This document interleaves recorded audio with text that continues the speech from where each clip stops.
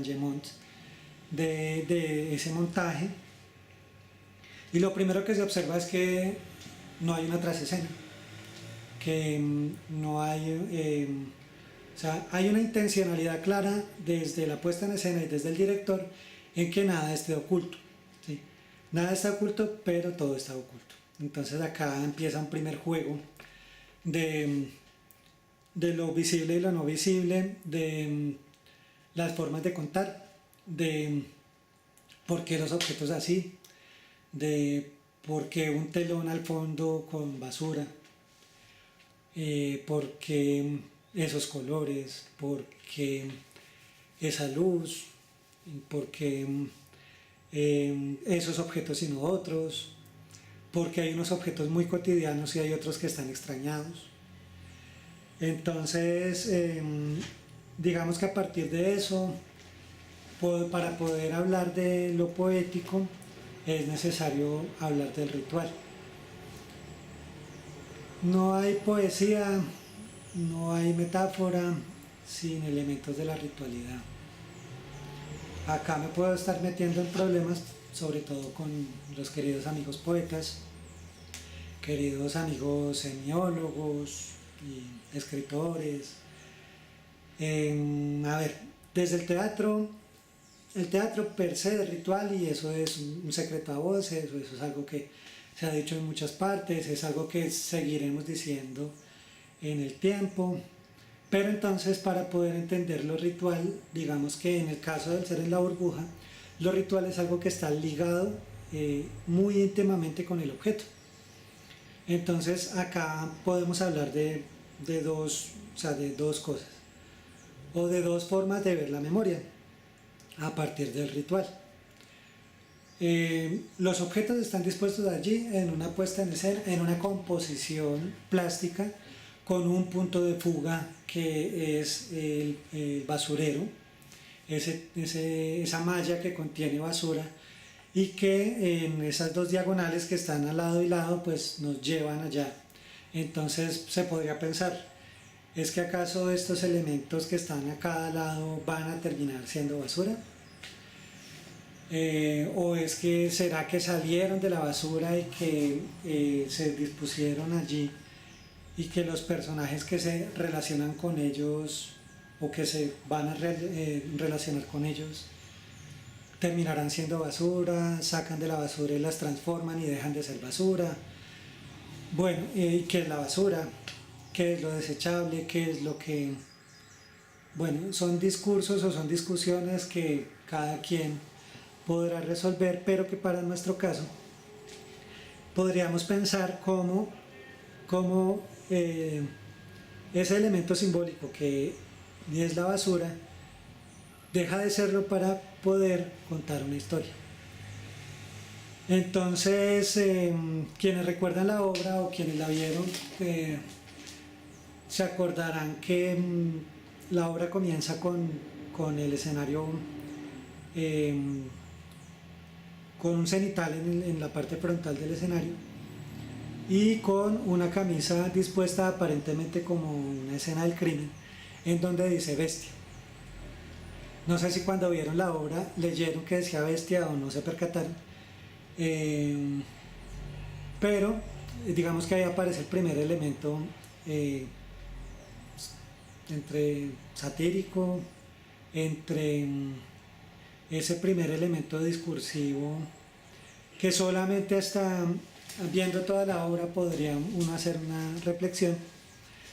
Y bueno, entonces entra el público, está esa cenital, está esa camisa, está ese bestia ahí, y empieza a hablar una voz de un locutor un poco extravagante, un poco fuera de tiempo, con palabras rimbombantes, con palabras fuera de lo cotidiano, pero diciendo cosas en un lenguaje y con unas intencionalidades un poco cerradas, pero que nos presentan o nos dan paso a un mundo que es extraño, que es distinto, fuera de grasa trans, natural como el teatro isabelino, ahí parte de lo cerrado. pero que lleva al público, al espectador, a que empezamos a ver la obra como con mucha expectativa. Entra un personaje llamado Dor, y ese personaje, que es un recolector de basura, empieza a asear todo el escenario y empieza a pelear con todo lo que hay en el contexto, incluido el público, pero también pelea consigo mismo. Y a medida que va pasando el trapero por cada una de las partes, que salta, además no pisa ese bestia o esa marca o huella territorial que hay allí, o esa huella simbólica, o esa huella del objeto, de la imagen, va yendo poco a poco hacia atrás, y poco a poco se va viendo ese basurero, y poco a poco, a medida que él va limpiando el basurero, va descubriendo que hay un bebé. ¿Por qué el bebé oculto? ¿Por qué? ¿Qué se quiere contar? Casos reales como bebés tirados en la basura. Pero ¿es eso o es un germen? De pronto el bebé dentro del basurero es un nacimiento. De pronto el bebé dentro de ese basurero es una nueva oportunidad, es un cambio de vida. ¿Qué le pasa al recolector de basura con ese bebé? ¿Qué pasa en ese contexto? ¿Por qué está ahí? ¿Por qué es una cloaca? Bueno, tantas y tantas y tantas preguntas, y el objetivo no es narrar la obra ni entrar acá a hacer reflexiones que pueden ser múltiples, justamente por la polisemia, y que seguramente cuando vieron la obra también se preguntaron. Entonces, digamos que retomando lo ritual y retomando lo de la memoria, en este caso hablaremos de dos memorias. ¿Por qué ritual y por qué el objeto?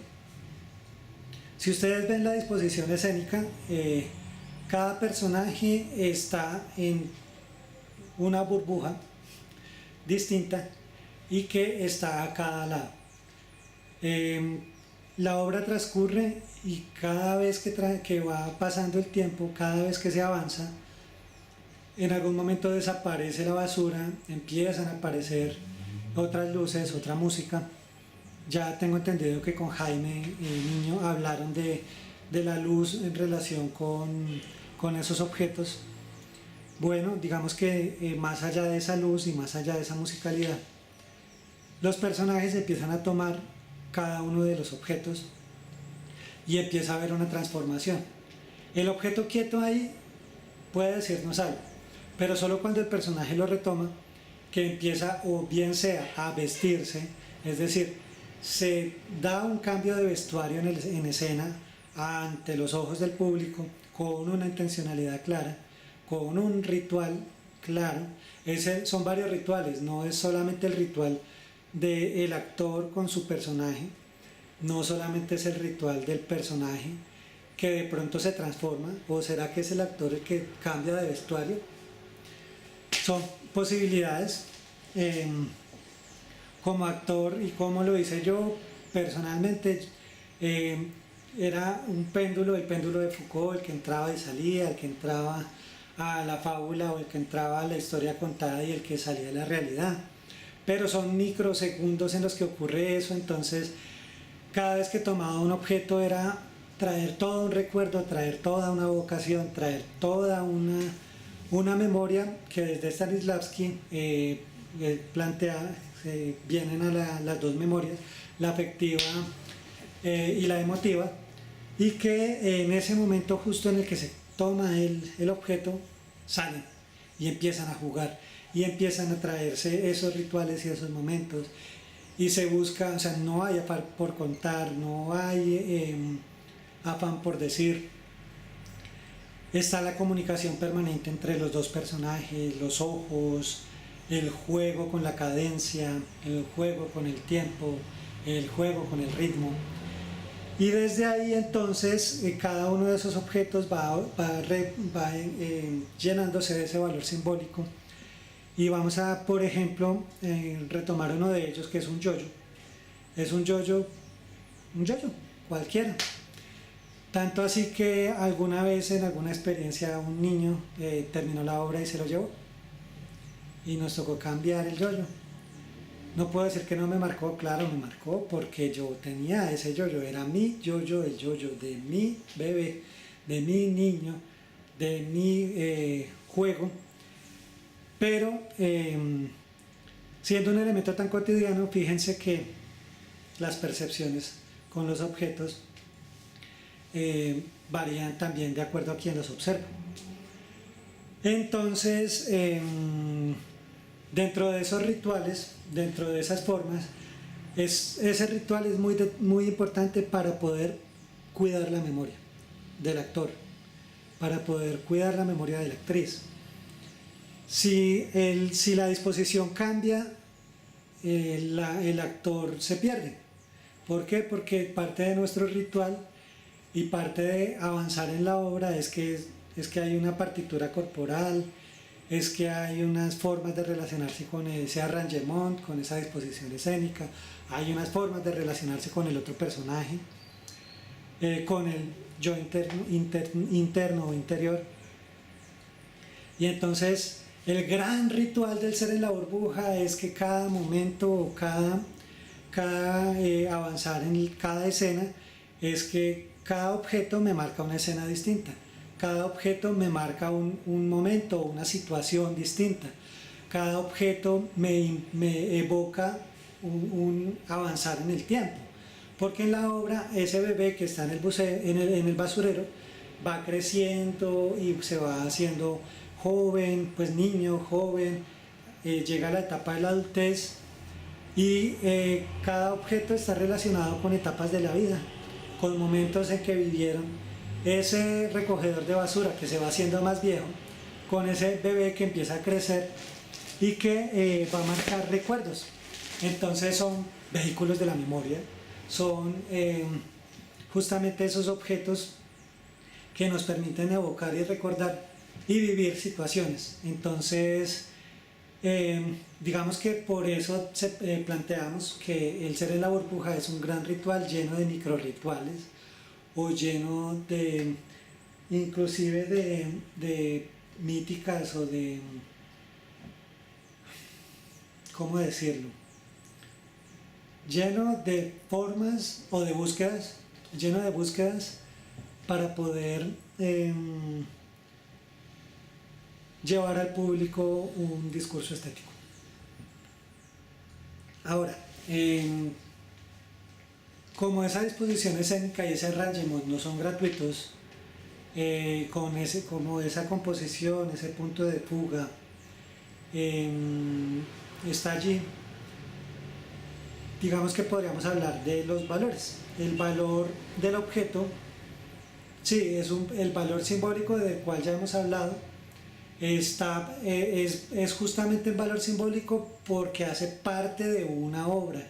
Aunque hay objetos que pueden ser considerados obras de arte en sí mismos, son valores distintos, porque usted lo saca de la obra y en el momento en que lo saca puede ser valorado, puede ser tomado en cuenta por su filigrana, por la forma como fue construido, por el material, por los colores, porque, por ejemplo, hubo una experiencia de otro montaje con el vestuario, con Jaime Pacheco, quien construyó un vestuario de otra obra llamada Zoila, y él, cuando nos sentamos a hablar con él y a reflexionar del vestuario, particularmente de Unos Diablos, él nos decía que cada corte de tela tenía un elemento discursivo y que como eran 4 diablos, cada diablo con esos colores y esas formas de cortarlo tenía y significaba algo. Nos enteramos cuando él nos lo contó. Para nosotros era muy vistoso, eran muy bonitos, muy chéveres y hasta ahí. Pero si él no nos cuenta eso, nos quedamos nosotros con que otro artista viene, nos aporta y desde su subjetividad comienza a construir y comienza a dar un discurso. Digamos que esa experiencia también marca un inicio para pensarnos y para como investigadores pensar en justamente esa otra forma de ver los textos del espectáculo. Entonces, para este caso del ser en la burbuja, esos guerreros, esos objetos, las escobas, el mismo trapero, las velas, un briquet que no está ni siquiera trabajado, no está extrañado, que está ahí en el escenario. Y son justamente eso, son esos vehículos de la memoria que nos permiten construir un discurso estético y que nos permite como actores y como personajes empezar a contarle al público cada uno de esos elementos con ese valor simbólico y con ese valor también discursivo, y que quisiéramos que se viera más allá de la misma puesta en escena. El objetivo es ver el objeto más allá de la función. Como artistas, lamentablemente tenemos una mala práctica de desmontar las obras y son muy pocos los grupos los que se preocupan por preservarlos. También la misma dinámica hace que retomemos objetos para transformarlos y llevarlos a nuevas puestas en escena, o botarlos, regalarlos, dejarlos en el olvido, o los actores se los llevan porque es mi objeto y hay una apropiación.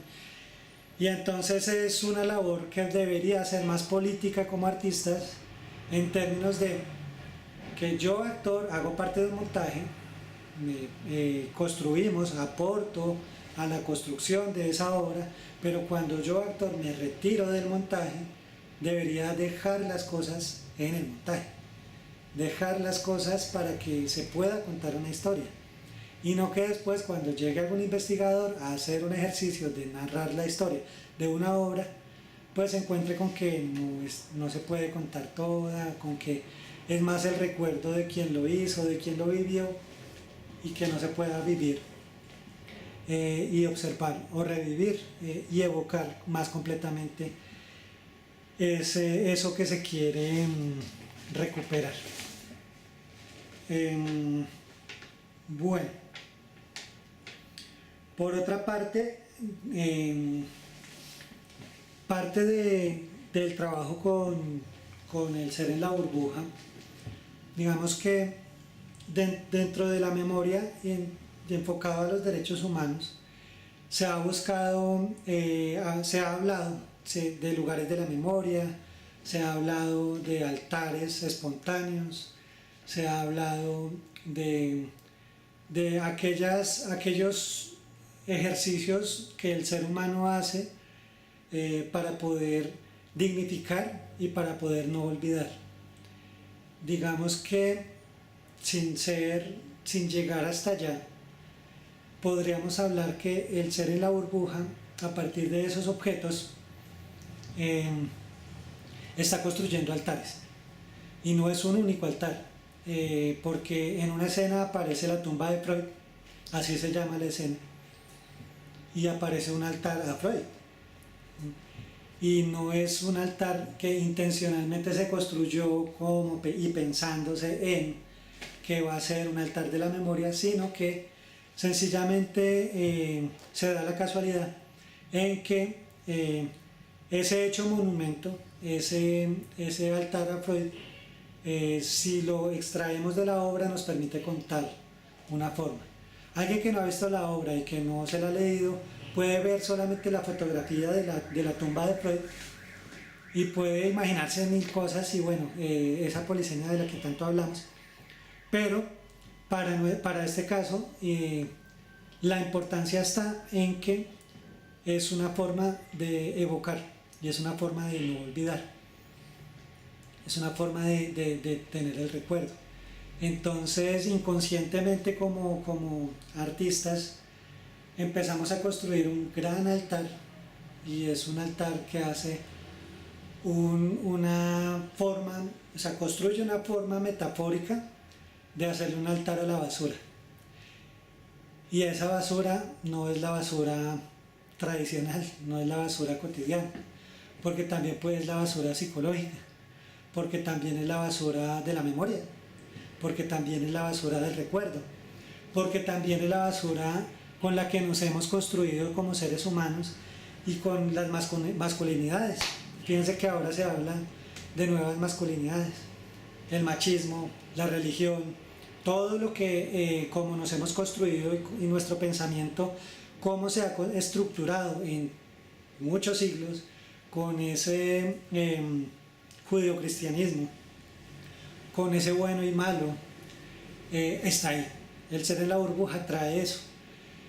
Ese ritual, ese valor simbólico, eso de la disposición escénica, ese querer contar, esos altares de la memoria, para este caso, lo que permite esta puesta en escena es hacer un análisis desde muchos puntos de vista.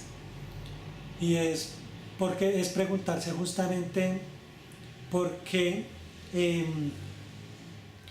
nos hemos cohibido y por qué nos hemos dejado llenar la cabeza de tanta basura para que hoy, en algún momento, y hoy incluso todavía, se vea como que el hombre no pueda llevar unos procesos abiertos naturalmente y no pueda llorar, no pueda decir cosas que pueden ser cursis. Bueno, no sé, ni siquiera la cursilería también hace parte de esos esquemas. Fíjense cómo se nos dificulta expresarlo porque estamos en un contexto en el que estamos rompiendo con esas barreras discursivas y con esos sesgos y con esas formas de ver el mundo anticuadas. Entonces, así a calzón quitado, sencillamente somos seres humanos y estamos constantemente recordando y partiendo de esos recuerdos para poder construir nuestro aquí y nuestro ahora.